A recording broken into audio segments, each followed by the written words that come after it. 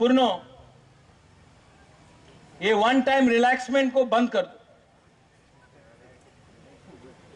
और ये जो रिटायर्ड एम्प्लॉइज है उनको फिर से रीहायर करना, जबकि क्वालिफाइड यूथ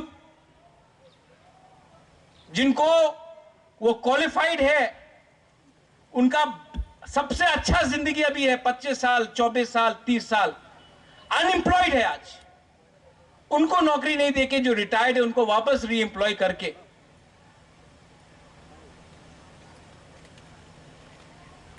ये सिस्टम को जो हम लोग ने डिसीजन लिया है इसको इंप्लीमेंट करो और री एम्प्लॉयमेंट बंद करो, नया लोगों को नौकरी दो।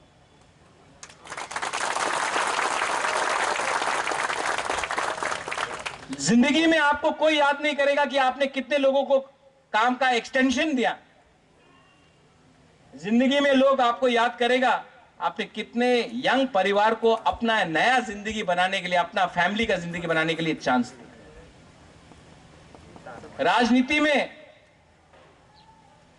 राजनीति का मतलब राजा का नीति, लोगों को जोड़ो, अलग मत करो।